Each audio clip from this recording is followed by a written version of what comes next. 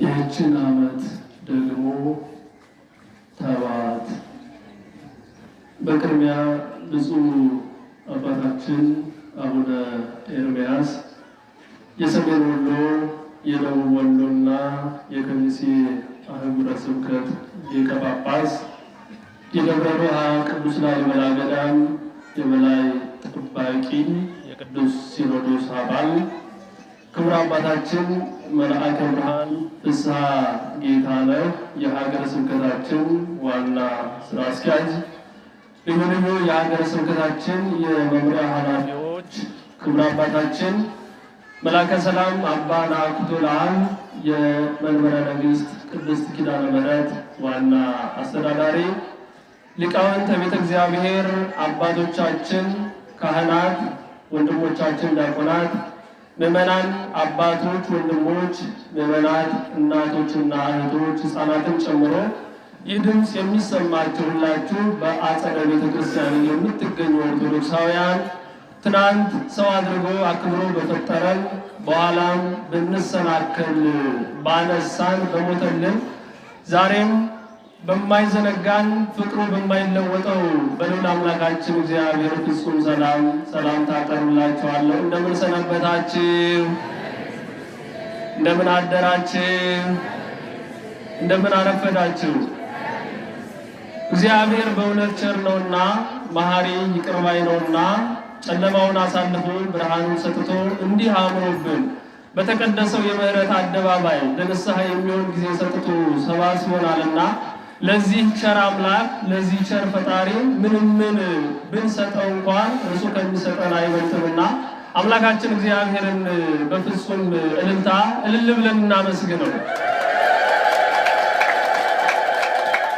እንደ እግዚአብሔር ፈቃድ በሚኖሩን የተወሰኑ ደቂቃዎች የምንማማርበት የትምህርታችን መነሻ የምናደርገው በመግቢያ እንደተናገሩት ይህችን ዓመት ደግሞ ተዋት በሚለው ይሆናል። ሁላችንም ልቡናችን ተነቃቅቶ አይምሯችን ተሰብስቦ ቃሉን መከታተል እንችል ዘንድ እስኪ ቃሉን ሁላችንም በጋራ እንበለው። ይህችን ዓመት ደግሞ በሉስኪ ተዋት። ቃሉን የምናገኘው በሉቃስ ወንጌል ምዕራፍ 13 ቁጥር 8 ላይ ነው። ቃሉን የተናገረው ደግሞ ጌታችን መድኃኒታችን ኢየሱስ ክርስቶስ በአንድ አትክልት ጠባቂ አትክልት የሚጠብቅ ዘበኛ ተገብቶ የተናገረው ቃል ነው። ጌታችን ኢየሱስ ክርስቶስ ይህንን ያነሳነውን ርዕሰ ጉዳይ ለምዕመናን በጊዜው ይከተሉት ለነበሩት ክርስቲያኖች ያስተማረበት መሰረታዊ ዓላማ ሁለት ነበር። አንደኛው እርሱን የሚከተሉት በጊዜው ከዛም በኋላ የሚነሱ ክርስቲያኖች፣ አማኞች፣ ኦርቶዶክሳውያን በሙሉ ለድነት የሚያበቃቸውን መንገድ ለድነት የሚያበቃቸውን ስራ ምን እንደሆነ ለመጠቆም የድነትን መንገድ ለማሳየትና ለመንግስቱ የሚበቁበትን መንገድ ለመጠቆም ያስተማረው የተናገረው ትምህርት ነው። በሁለተኛ ደረጃ ይህንን ትምህርት ያስተማረበት ምክንያት እርሱ ቸር አምላክ እንደሆነ ይቅር ባይ አምላክ እንደሆነ ለፍጥራኑ የሚያዝን የሚራራ ደግ አምላክ እንደሆነ ለማስረዳት ሁለቱን መሰረታዊ ነጥቦች ምክንያት አድርጎ ጌታችን ኢየሱስ ክርስቶስ ያስተማረው ትምህርት ነው። እኛም ይህንን ትምህርት አሁን ስንማር በዚህ ትምህርት የምንረዳቸው እነዚህን ነጥቦች ነው። ትምህርቱ የቀረበው በምሳሌ ነው። ጌታችን ኢየሱስ ክርስቶስ ይህንን ትምህርት አሁን የምንማረውን ትምህርት ያቀረበበት መንገድ ምሳሌ ነው። በምሳሌ ነበረ። እንደሚታወቀው መድኃኔ ዓለም ክርስቶስ ትምህርቱን ለሰዎች ለሚያምኑት ለክርስቲያኖች ከሚያስተምርባቸው የትምህርት ስልቶች የማስተማር ዘዴዎች መካከል አንዱ ምሳሌ ነው። ክርስቶስ ምሳሌን የሚጠቀመው ለአማኞች በምሳሌ የሚያስተምረው በሁለት ምክንያት ነበር። አንደኛው አምላካዊ ትምህርቱ ለሚረቅባቸው፣ ምስጢሩ ለሚከብዳቸው፣ በቀላሉ ሲናገር መረዳት ለማይችሉት ክርስቲያኖች በሚያውቁት በሚረዱት በተሰማሩበት የሥራ ዘርፍ እንዲረዳቸው ለእያንዳንዳቸው በሚገባቸው አገላለጽ ያስተምራቸው ነበረ። ይህም ማለት ለምሳሌ ለገበሬዎች ሲያስተምር በንግድ በተሰማሩ ሰዎች በእነርሱ የሥራ ዘርፍ አያስተምራቸውም። ገበሬን እንዲገባው እንዲረዳው እርሱ በተሰማራበት በሚሰራው ዘርፍ ነበር የሚያስተምረው። ሴቶችን በሚያውቁት በሚረዱት በእያንዳንዱ ዕለታት በሚተገብሯቸው የህይወት ክንውኖች ነበር መስሎ የሚያስተምራቸው። ይሄ ሲሆን ደግሞ በቀላሉ ይረዳቸዋል። ምን እያለ እንደሆነ ምን ለማስተላለፍ እንደፈለገ መልእክቱ ምን እንደሆነ ሳይከብዳቸውና ሳይጠጠርባቸው ሳይረቅባቸው በቀላሉ መረዳት ይችሉ ነበር። ስለዚህ ለነጋዴውም በንግዱ ለእያንዳንዱ በተሰማራበት የሥራ ዘርፍ እንደሚረዳው አድርጎ ጌታችን ኢየሱስ ክርስቶስ መልእክቱ በትክክል ለሰዎች ተግባር ላይ እንዲያውሉት በምሳሌ ያስተምር ነበር። ይሄ አንደኛው ምክንያቱ ነው። ሁለተኛውና መሰረታዊ የክርስቶስ አንዱ በምሳሌ የሚያስተምርበት ጉዳይ ትምህርቱን መልእክቱን ከክፉዎች፣ ከተንኮለኞች፣ ከነገር ጠምዛዦች፣ ከነገር ሰንጣቂዎች ለመሰወር ነው። ያ ማለት እንዲረዱትም ያስተምራል። ሊረዳቸው የማይገቡ ክፉዎች፣ ተንኮለኞች ይህንን መልእክት መስማት የሌለባቸው መረዳት የሌለባቸው ለተለየ ለጥፋት ዓላማ የሚያውሉ ስላሉ ደግሞ ከእነርሱ ለመደበቅ በምሳሌ ያስተምር ነበር። እንደምታውቁት ፈሪሳውያን የሚባሉ የሃይማኖት አባቶች ነን ብለው ግን የሃይማኖት አባትነት ግብር የሌላቸው መጥፎ ጠባይ የነበራቸው ሰዱቃውያን ተብለው ከተለያየ ከሀብታሞች ተሰብስበው የክርስቶስን ዓላማ የማዳን ተልእኮ አምላካዊ የማዳን ሥራ ለመቃወም ለማደናቀፍ በቡድን ተሰብስበው የሚያሰሩ መጥፎ ሰዎች ነበሩ በዘመኑ ማለት ነው። እነዚህ ሰዎች የዕለት ተዕለት ሕይወታቸው ከክርስቶስ ስር ቁጭ ብለው የክርስቶስን ትምህርት ተምረው እንደሌላው ሰው ሕይወታቸውን መለወጥ በክርስቶስ የማዳን ሥራ ተጠቃሚዎች መሆን ሰዎችን ወደ መንግሥተ እግዚአብሔር እንዲቀርቡ መንገድ መክፈት ሳይሆን ይህንን ሁሉ መቃወም ስራቸው የሆኑ ክፉ ሰዎች ነው የነበሩ። ፈሪሳውያን የሚባሉት ሰዱቃውያን የሚባሉት በተለይ ግብራቸውን የማቴዎስ ወንጌል ምዕራፍ 23ን ስታነቡ ምን አይነት ክፉዎች እንደነበሩ መጥፎ ሰዎች እንደነበሩ እነርሱ ለድህነት የማይበቁ ሌላውም እንዲበቃ መንገድ የማያመቻቹ መጥፎ ሰዎች ነው የነበሩ። ስለዚህ ክርስቶስ ከነዚህ ሰዎች ትምህርቱን ለጥፋት የሚጠቀሙበት እርሱን አገልግሎቱን ስራውን ለማደናቀፍ የሚጠቀሙበት ክፉ ሰዎች ስለነበሩ እነዚህ እንዳያውቁት ጌታችን ኢየሱስ ክርስቶስ በምሳሌ ያስተምር ነበር። በዚህ ዘመን እንደምናየው ማለት ነው። አሁን የነዚህ የፈሪሳውያንና የሰዱቃውያን ጠባይ በዚህ ዘመን እንደምናየው ነው። በዚህ ዘመን እንደምናየው እያንዳንዳችን በተለይ በማህበራዊ ሚዲያዎች እንደምንመለከተው ሰዎች የተለያዩ ንግግሮችን በመሰንጠቅ የተዛባ ትርጉም በመስጠት ሰላም እንዳይኖር፣ ፍቅር እንዳይኖር፣ መከባበር እንዳይኖር፣ አንድነት እንዳይኖር የተለያዩ ንግግሮችን በመጠምዘዝ ለተነገረው ዓላማ ሳይሆን ላልተነገረ ለሌላ ለመጥፎ ዓላማ ሲጠቀሙበት እንደምናየው ማለት ነው። እንዲህ አይነት ግብር ያላቸው የዚህ ዘመን ሰዎች የፈሪሳውያን ጠባይ ያላቸው ናቸው። ልክ የክርስቶስን ትምህርት የክርስቶስን መልካም ሥራ በመጠምዘዝ ለመጥፎ ዓላማ ህዝቡ እንዳይከተለው፣ ህዝቡ እንዳይድን፣ ህዝቡ ለመንግሥተ እግዚአብሔር እንዳይበቃ የሚያስተምረውን ሲጠመዝዙ እንደነበሩ በዚህ ዘመን እንዲህ አይነት ግብር በስፋት እናያለን። በተለይ የቤተ ክርስቲያን አባቶቻችን፣ የቤተ ክርስቲያን መሪዎቻችን፣ የቤተ ክርስቲያን መምህሮቻችን ያስተማሩትን ትምህርት የተናገሩትን ንግግር በመጠምዘዝ በመቆራረጥ ለታለመለት ዓላማ እንዳይውል በምዕመናንና በአባቶች መካከል በቤተ ክርስቲያን መሪዎችና በልጆች መካከል አንድነት እንዳይኖር መከፋፈል እንዲኖር ቤተ ክርስቲያን እንድትከፋፈል አብዝተው አበክረው የዕለት ተዕለት ሕይወታቸው አድርገው የሚሰሩ በጣም ብዙ ፈሪሳውያን አሉ በዚህ ዘመን ማለት ነው። ብዙ ሰዱቃውያን አሉ በዚህ ዘመን የምናየው ስለሆነ ይህ ዘመን የዲጂታል ቴክኖሎጂ ዘመን እንደመሆኑ እያንዳንዳችን በስልካችን ስናዩ የምንውለው ነገር ስለሆነ ማለት ስለዚህ ፈሪሳውያንና ሰዱቃውያን እንዲህ አይነት ግብር የነበራቸው ናቸው። የሚገርማችሁ የእነርሱን የመጨረሻ ምን ያህል ክፉዎች እንደነበሩ የምትረዱት ጌታችን ኢየሱስ ክርስቶስን ተከታትለው ከስሩ ቁጭ ብለው እያንዳንዱ ንግግር መንዝረው ምንም አይነት ጥፋት ቢያጡበት ምንድን ነው ያደረጉት? የተናገረውን ነገር ያልተናገረውን ነገር እንደተናገረ አድርገው አቀረቡ። ከቃሉ ጋር ናችሁ? አምላካችን እግዚአብሔር ከኛ ጋር ይሁን። ጌታችን ኢየሱስ ክርስቶስን ከጲላጦስ ካቀረቡት በኋላ ጲላጦስ በደሉ ምንድነው ብሎ ሲጠይቅ ክርስቶስን የከሰሱበት አንዱ ክስ ምን የሚል ላይ ነበር? ለቄሳር ምን አትበሉ ብሎ አልነበር ያለው? ግብር አትክፈሉ ብሎ አስተምረዋል አሉ። እንግዲህ ታግለው የሚያጠምዱበት ቢያጡ ማለት ነው። እነዚህ ትምህርቱን ተከታትለው በእያንዳንዱ ዕለታት ማለት ነው ህዝቡ ልክ ቁጭ ብሎ የክርስቶስን ትምህርት ለድህነት እንደሚሰማ ሁሉ እነርሱ ለጥፋት ይከታተሉ ነበር። አሁን በተማሩት ልክ እኮ እነርሱ ባባከኑት ጊዜ ልክ እንደ ቅዱሳን ሐዋርያት አብረው ቁጭ ብለው በተማሩት ልክ ያንን ለትክክለኛ ዓላማ ለመንፈሳዊ ዓላማ ለድነት ዓላማ እኮ ተጠቅመውት ቢሆኑ ኑሮ ፈሪሳውያንና ሰዱቃውያን በዚህ ዘመን ልክ እንደ ቅዱሳን ሐዋርያት ቅዱስ ብለን እንጠራቸው ነበር እኮ። ቅዱስ ጴጥሮስን ቅዱስ እንደምንለው፣ ቅዱስ ዮሐንስን ቅዱስ ብለን እንደምንጠራው፣ እንደምናከብራቸው፣ እንደምንመካባቸው በከፈሉት ዋጋ ልክ የከፈሉትን ዋጋ ለመልካም ሥራ ተጠቅመውት ቢሆን ኑሮ ከክርስቶስ ስር ቁጭ ብለው ያባከኑትን ጊዜ ለድነት ተጠቅመውበት ቢሆን ኑሮ እነርሱ ቅዱስ ተብለው ይጠሩ ነበር። ግን ክፉ ሰው በምድርም የሚከፍለው ዋጋ ከንቱ ነው፣ አይጠቅምም፣ ራሱም አይጠቀምበትም። የከፈለ ዋጋ መጨረሻ ከሞተም በኋላ ስም አጠራሩም የከፋ ነው የሚሆነው። ፈሪሳውያንና ሰዱቃውያን እንዲህ ነው የሆኑ። አዎ ለዛ ነው መጨረሻ ላይ ጌታችን ኢየሱስ ክርስቶስን አቅርበው ሲጠይቁ ይህ ሰው ለቄሳር ግብር እንዳይከፈል ግብር አትክፈሉ ብሎ አስተምሯል፣ ተናግሯል፣ ህዝቡን ያሳምስ ነበር አሉ። ይሄ ክስ ትክክለኛ ክስ ነው ወይስ የተዛባ ክስ ነው? ክሱ ትክክል ነው? ክርስቶስ ለቄሳር ግብር አትክፈሉ ብሎ አስተምሯል? ከቃሉ ጋር ናችሁ? እንዲህ ብሎ አስተምሯል እንዴ? ክርስቶስ ያስተማረው ምን ብሎ ነበር? የቄሳርን ለማን? ለቄሳር። የእግዚአብሔርን ለማን? ለእግዚአብሔር ማለት ነው። ለእግዚአብሔር። ስለዚህ እነዚህ ሰዎች ዓላማቸው ጥፋት ስለነበረ ቢታገሉ ክርስቶስን አላገኙትም። ክርስቶስ ደግሞ እነዚህ ክፉ ሰዎች ዓላማቸው ክፉ የሆነ ሰውን የሚያደናቅፉ የክርስቶስን ትምህርት የሚያደናቅፉ ሰው ወደ ድነት እንዳይመጣ እንቅፋት የሚሆኑ ሰዎች ስለነበሩ አንዱ የማስተማር ስልቱ ምሳሌ ነው።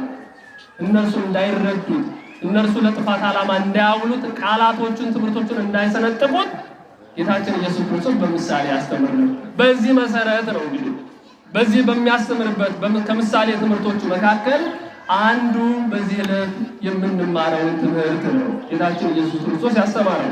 እግዚአብሔር መንፈስ ቅዱስ ልቡናችንን ይግለጽልን፣ ምስጢሩን ጥበቡን ይግለጽልን፣ ልቡናችንን ያብራልን።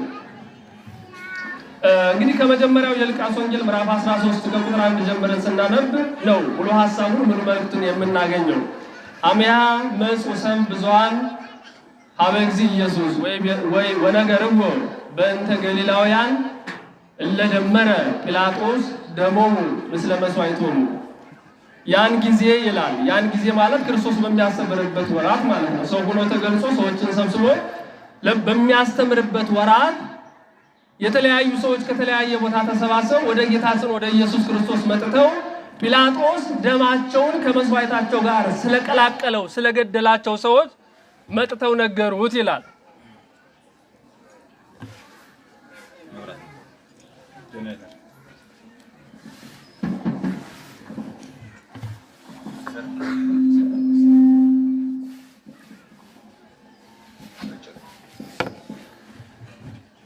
ከተለያየ ቦታ ተሰብስበው መጥተው ጲላጦስ ስለገደላቸው ስላጠፋቸው ደማቸውን ከመስዋዕታቸው ጋር ስለቀላቀላቸው ሰዎች ነገሩት ይላል።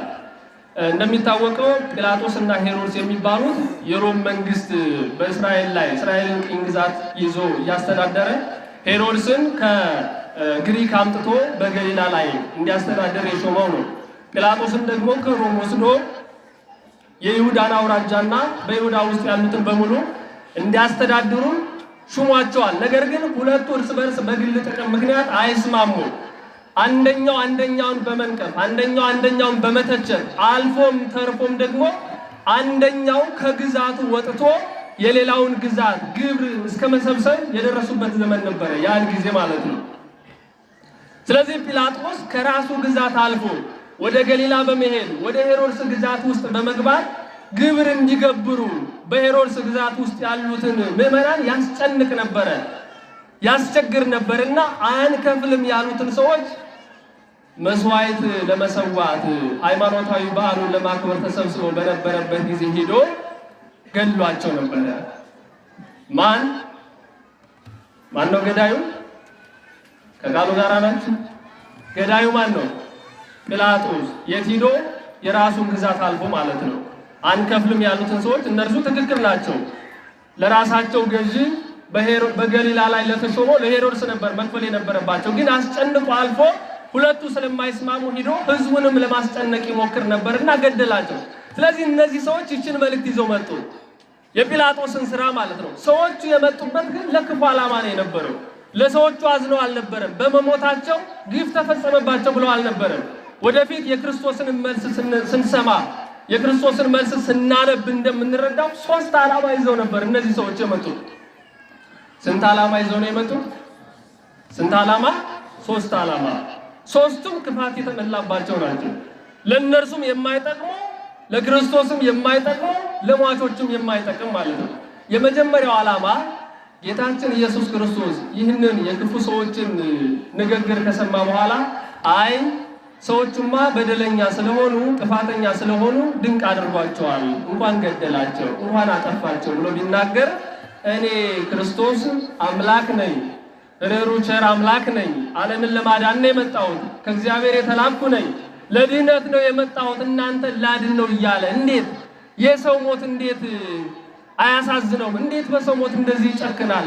እንዴት ጨካኝ አምላክ ነው ብለው ክርስቶስን በማህበረሰቡ ዘንድ እንዲጠላ ለማድረግ ነው። ይቅር ባይ አይደለም፣ ቸር አይደለም፣ የሰው ሞት አያሳዝነውም፣ ጨካኝ አምላክ ነው ለማለት ማለት ነው። ይሄ ነበር አንዱ ዓላማቸው። ሁለተኛው ደግሞ አይ ጲላጦስ ይህንን ማድረግ አልነበረበትም፣ መግደል መጨፍጨፍ አልነበረበትም፣ የሰው ግዛት ተላልፎ ነው ይህንን የሰራውና ጲላጦስ ደግ አላደረገም ብሎ ቢናገር ደግሞ ምን ሊሉ ነበረ?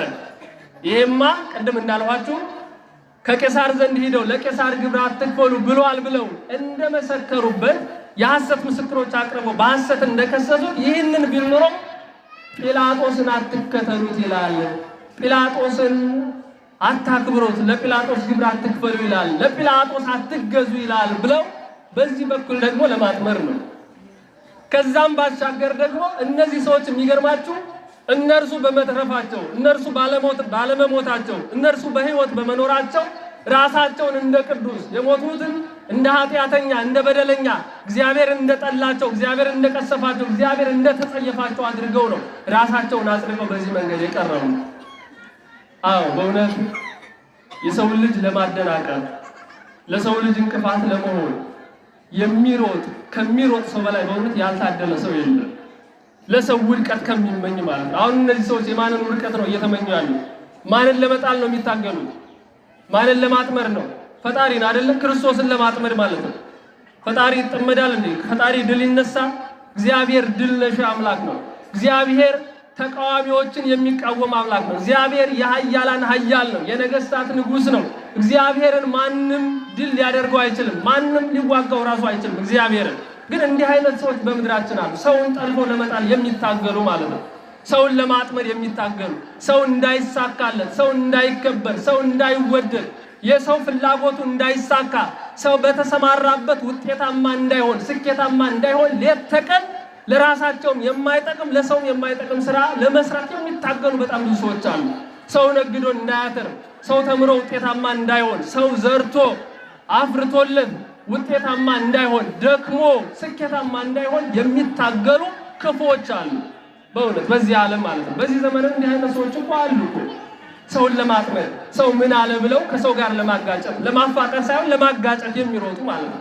ለማስታረቅ ሳይሆን ለማጣላት፣ ጸብ ለማብረድ ሳይሆን ጸብ ለማበረታታት፣ አንድነት እንዲጠፋ ለማድረግ የሚታገሉ እንዲህ አይነት ጠባይ ያላቸው ሴረኞች ክፉ ሰዎች በዚህ ዓለም በዚህ ዘመንም አሉ። በእውነት እግዚአብሔር እንዲህ አይነት ልቡና ያላቸውን ሰዎች ልቡናቸውን ያራራልን።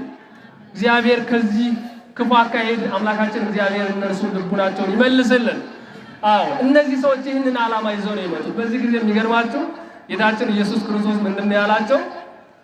እብለክሙ፣ አዎ እናንተ ሰዎች እነዚህ በገሊላ እንደሞቱ የሰማችኋቸው ሰዎች ይመስለክሙኑ ከመ እሙንቱ ሰብ ገሊላውያን ኃጥአን እምኩሉ ሰባ ገሊላ ነው ያላቸው። እነዚህ የሞቱት ሰዎች በገሊላ ጲላጦስ የገደላቸው ሰዎች ከእናንተም ጭምር እንዲሁ በገሊላ ካሉት ሰዎችም ጭምር የተለዩ ኃጢአተኞች ሆነው ይመስላቸዋል የተገደሉት? ይሄ ሞት ስላገኛቸው እነርሱ ይህ ቀን ስለከፋባቸው ቀኑ ስለጎደለባቸው በኃጢአታቸው የሞቱ ይመስላቸዋል አለ። እነርሱ ኃጢአተኞች ናቸው በደለኞች ናቸው ከማለት ይልቅ ክርስቶስ ምን አለ? አዎ እመ ኢነሳይክሙ አንትሙ ከማሆሙ ትታጉሉ። እናንተ የሰውን ኃጢአት ከመዘርዘር ይልቅ እገሌ በደለኛ ሆኖ ነው ያላችሁ የሌላውን በደል ከመዘርዘር ይልቅ እናንተ እኔን ለማጥመድ ዓላማዬን፣ ስራዬን፣ የማዳን ጉዞዬን ለማደናቀፍ ከመሞከር ይልቅ ለእናንተ የሚጠቅማችሁ ምንድን ነው ያለ? ለራሳችሁ ንስሐ ግቡ አላቸው። አያችሁ፣ የቤተ ክርስቲያን ትምህርት ይሄ ነው። የቤተ ክርስቲያን ትምህርት የሌላውን ኃጢአት መዘርዘር አይደለም። የክርስቶስ ትምህርት፣ የመጽሐፍ ቅዱስ ትምህርት እገሌ በደለኛ ነው፣ እገሌ ኃጢአተኛ ነው፣ እገሌ ይህን ኃጢአት ሰርቷል፣ እገሌ ክፉ ነው፣ እገሌ ጻድቅ ነው እያልን ሌላውን እንድናወዳደር አይደለም። የሌላውን ኃጢአት እንድንዘረዝር አይደለም። የቤተ ክርስቲያን ትምህርት እኔ ኃጢአተኛ ነኝ፣ እኔ በደለኛ ነኝ፣ እኔ እግዚአብሔርን በድያለሁ፣ አስቀይሜያለሁ፣ በበደል የቆሸስኩ ሰው ነኝ፣ እግዚአብሔር ሊያነጻኝ የሚገባ ለንስሐ መብቃት ያለብኝ ሰው ነኝ ብለን ራሳችን እንድናይ ነው ቤተ ክርስቲያን የምታስተምረው። ለዛ እኮ ነው ጌታችን ኢየሱስ ክርስቶስ ሲያስተምር ምንድን ነው ያለው? ቅድመ አውፅእ ሰርዌ እማይንከ፣ የሌላውን ጉድፍ ለማውጣት ከመሞከር ይልቅ በአንተ ላይ ያለውን እንደ ምሰሶ የገዘፈውን ከሌላው በላይ የሚታየውን በአንተ ላይ ተጭኖ ያለውን ደዌህን፣ ኃጢአትህን፣ ከእግዚአብሔር የለየህን፣ ከቤተ እግዚአብሔር ያራቀህን፣ ከመንግስተ እግዚአብሔር የሚለይህን የሰይጣን ማደሪያ እንድትሆን ያደረገህን ክፋትህን ከአንተ መጀመሪያ አውልቅ ነው የሚለው። ይሄ ነው የቤተ ክርስቲያን ትምህርት። የሌላውን በደል መዘርዘር አይደለም፣ ለሌላው እንቅፋት መሆን አይደለም፣ ለሌላው መሰናክል መሆን አይደለም። ከቻልን ራሳችንን አንጽተን ራሳችንን ለመንግስተ እግዚአብሔር የምንበቃ አድርገን ከዛም በላይ ለሌሎች ሰዎች የድነት ምክንያት መሆን ነው ያለብን። ቤተ ክርስቲያን የምታስተምረው ይህንን ነው። ስለዚህ ጌታችን ኢየሱስ ክርስቶስ የሚጠቅማችሁን ያዙ ያለው እናንተ የሌላውን በደል መዘርዘር ሳይሆን እናንተም ይልቅ እንዳትጠፉ እንዳትጠፉ ለራሳችሁ ንስሐ ግቡ። የሚጠቅማችሁ ይሄ ነው። ጲላጦስ ገደለ፣ ገሊላውያን ተገደሉ፣ እንዲህ ሆነ፣ እንዲህ ተደረገ። ይሄ አይጠቅምም፣ ለማንም አይጠቅምም። ሆኗል፣ አንድ ጊዜ ተፈጽሟል። እውነት ነው፣ ትክክል ነው። በደለኞች ናቸው፣ ኃጢአተኞች ናቸው። እሱ ሌላ ጉዳይ ነው። ይሄ አይመለከታችሁም። ሰው በማይመለከተው ገብቶ ሲፈተፍት ማለት ነው። በማይመለከተው በማያገባው ገብቶ ሲፈተፍት ክርስቶስ ይህንን ነው የሚለው። ለራስህ ቅድሚያ ራስህን አድን፣ ቅድሚያ ራስህን ንጹህ አድርግ። ቅድሚያ ራስህን ሲጀመር ሰው እኮ ራሱን ንጹህ አድርጎ ሌላውን ይናገር ማለት አይደለም። በቃ የኛ ድርሻ ራሳችንን ብቻ ንጹህ አድርገን ለራሳችን መኖር፣ ከዛም ባሻገር ስለሌላው መኖር ካለብን ሌላውን ለማደናቀፍ ሳይሆን ለድነት እንዲበቃ ነው ማድረግ ያለብን ማለት ነው። ከዚህ በኋላ የሚገርማቸው ጌታችን ኢየሱስ ክርስቶስ ይህንን አለና አጠር አድርጎ እንድረዳቸው የእነርሱን ክፋት ከዛም በኋላ የሚነሳውን የሰው ልጅ ክፋት እና ማድረግ ያለበትን ትክክለኛውን መንገድ ሲያሳይ ቀጥላ ያለችውን ምሳሌ ተናገረ። ከቃሉ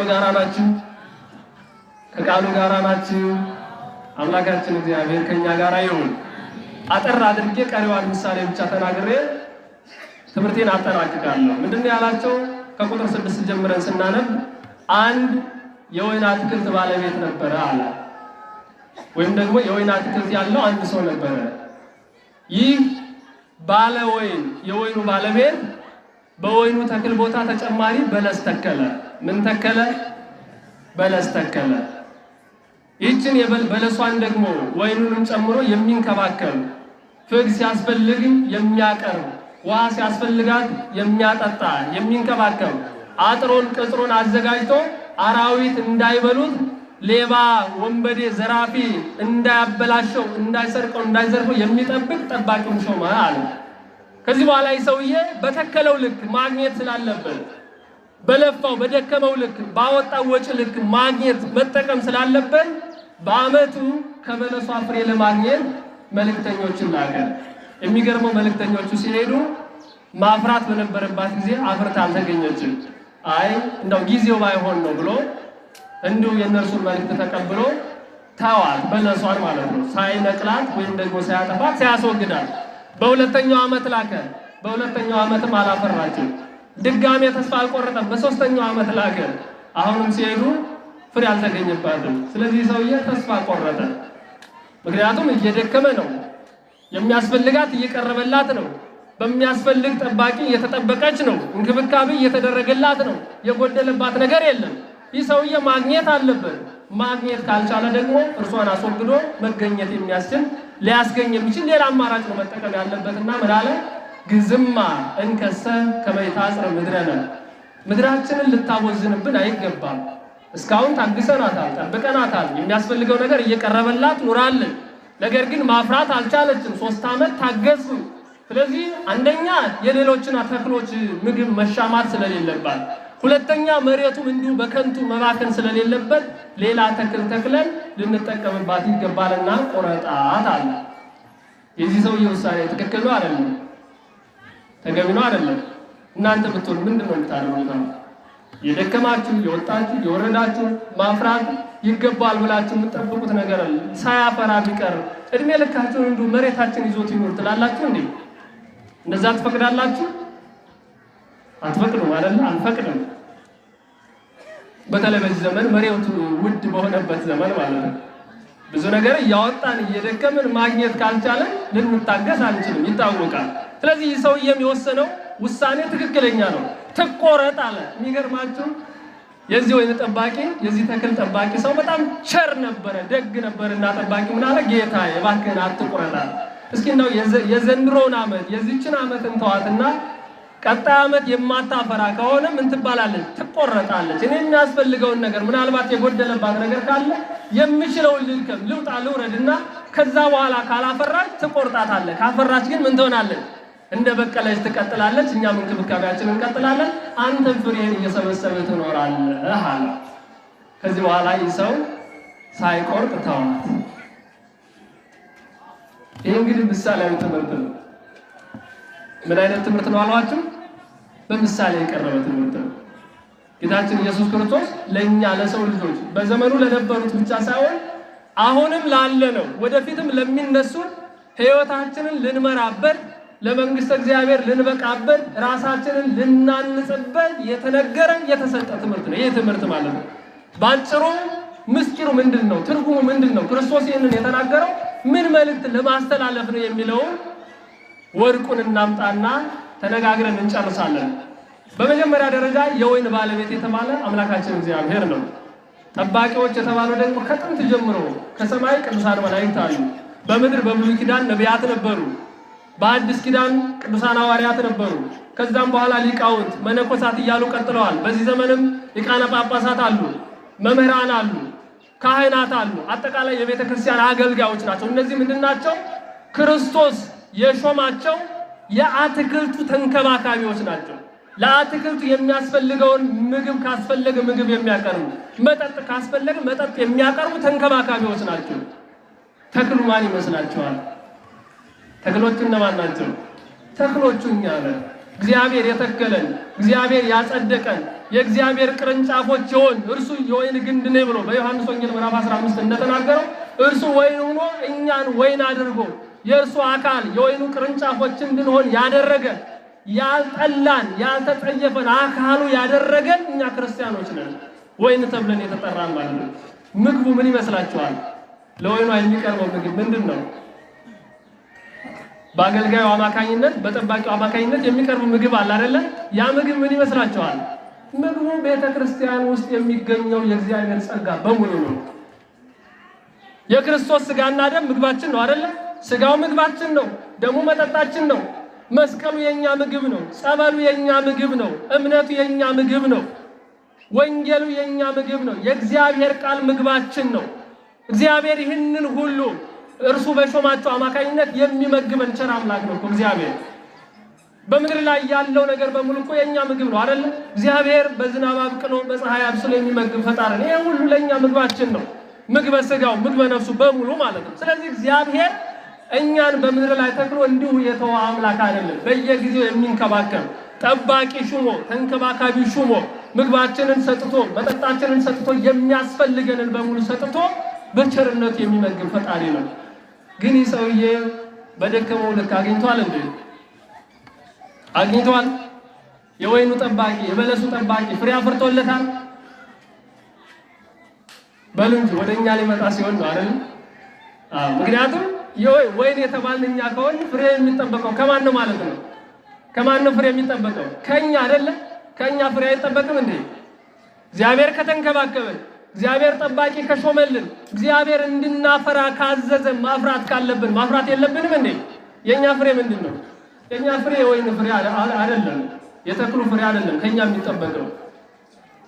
የበለስ ፍሬ አይደለም፣ የገብስ ፍሬ አይደለም ከኛ የሚጠበቀው። የባቄላ ፍሬ አይደለም ከኛ የሚጠበቀው። ከኛ የሚጠበቀው ምንድነው? መንፈሳዊ ፍሬ ነው። እኛ ሰዎች ነን፣ ተክል አይደለም። ከኛ የሚጠበቅ ብዙ ነገር አለ። እነዚህ ፍሬዎች ምን እንደሆኑ የሚገርመው ሐዋርያው ቅዱስ ጳውሎስ በገላትያ መልእክቱ ምዕራፍ 5 ቁጥር 50 ጀምሮ ይናገራል። ምን ይላል? የመንፈስ ፍሬ የሚባሉ ከመንፈሳውያን ክርስቲያኖች የሚጠበቁት መንፈሳውያን ኦርቶዶክሳውያን ሊያፈሯቸው የሚገቡት ፍሬዎች ምንድናቸው ካላችሁ እያለ ይዘረዝራል። ምን ይላል? ፍቅር ነው ይላል። የኛ ፍሬ ምንድነው? ከቃሉ ጋር ናችሁ። እኛ ልናፈራው የሚገባው ፍሬ ምንድነው? ፍቅር ነው። ሁለተኛው ምንድነው አለ? የዋህነት ነው፣ ቸርነት ነው፣ ደግነት ነው፣ ቅንነት ነው፣ ፍጹም ሃይማኖት ነው። ከክርስቲያኖች ከሰዎች የሚጠበቀው ፍሬ ይሄ ነው ይላል። አሁን በዚህ አትክልተኛ መልእክተኞችን ልኮ ፍሬ አፍርታችኋል ብሎ ቢጠይቀን አፍርተናል? ይሄ ፍሬ ይገኝብናል? የፍቅር ፍሬ አለን? የትህትና ፍሬ፣ የደግነት ፍሬ፣ የዋህነት ፍሬ፣ ፍጹም ሃይማኖት የተሞላበት ምግባር አለን እንደ በዚህ ዘመን? ምናልባት ሙሉ በሙሉ የለንም ማለትም አንችልም። ያላቸው ይኖራሉ፣ የሌላቸው ይኖራሉ። ግን በአብዛኛው የምንመለከተው ፍቅር በጥላቻ ተቀይሮ የዋህነት ደግነት በብልጠት ተለውጦ ነው የምናየው። ፍጹም ሃይማኖት በነዘላልነት ምግባር እንዲሁ በከንቱ ሆኖ ነው የምናየው በዚህ ዘመን ማለት ነው። የምናየው ነገር ስለሆነ የምናየው ነገር ነው ይሄ ሁሉ ማለት ነው። ሰዎችን ከማስታረቅ ይልቅ የሚያጣሉ የሚያጋጩ ጠብን የሚያባብሱ ሰዎች የምናይበት ዘመን ስለሆነ ደጋጎችን ሳይሆን የምናየው ጨካኞችን ነው። ለሰው የሚራሩ ሳይሆን ሰዎችን የሚገርሉ በወንድሙ ላይ የሚጨክን በእህቷ ላይ የምትጨክን አመፀኞች ክፎችን ነው በዚህ ዘመን የምናየው። በዚህ ሚዛን ተለክተን አፍርታችኋል ተብለን ብንጠየቅ ፍሬ አይገኝብንም። ይሄ ነው የሚታየው ሁኔታ ማለት ነው። ትህትና ያላቸውን በትህትና የተሞሉትን ሳይሆን በትዕቢት የተሞሉትን በሀብታቸው በእውቀታቸው በስልጣናቸው ተመክተው ሌላውን የሚጨቁኑትን አመፀኞችን ነው በዚህ ዘመን የምናየው ማለት ነው። ስለዚህ ፍሬ የለንም ማለት ነው። ፍሬ አልባ ነን ማለት ነው። የንስሐ ፍሬ የለንም። ስለ ንስሐ ይነገራል፣ ስለ ንስሐ ይሰበካል። ንስሐ የሚገባ የለም፣ ራሱን የሚያነጻ የለም። በደል ኃጢአቱን አስወግዶ ለእግዚአብሔር በሚመች አቋም ሆኖ የሚገኝ ሰው የለም ማለት ነው። ይሄ ነው ፍሬ አልባ ማለት ይሄ ነው። ስለዚህ ፍሬ ማፈራለትን ተክል ደግሞ ባለቤቱ ሊታገስ አይችልም። አይታገስም ማለት ምን ማለት ነው? እግዚአብሔር ምንም ያህል ቸር አምላክ ቢሆን እኛ የማንማር ህዝቦች፣ የማንመለስ ህዝቦች፣ የማንመች ህዝቦች፣ ለሌላውም እንቅፋት ለራሳችንም ድነት የሌለን ከንቶችም ምን ሆነ ከሆነ እግዚአብሔር ያዝናል ማለት ነው። ያዝናል። ስለዚህ ካዘነ ደግሞ ምን ያደርጋል? ይቆርጣል አይደል? ይቆርጣል አይቆርጥም? ያ ሰው እኮ ሊቆርጥ ነው አይደል የመጣው። ስለዚህ እኛ ፍሬ ከሌለን ለእግዚአብሔር ምን እንጠቅመዋለን? በእርግጥ መኖራችንም መስራታችንም ለእግዚአብሔር አይደለም ጥቅሙ፣ ለኛ ነው ጥቅሙ። ስለዚህ ለኛ ማንጠቅም ከሆነ ራሳችንን እንጎዳለን ማለት ነው ባጭሩ።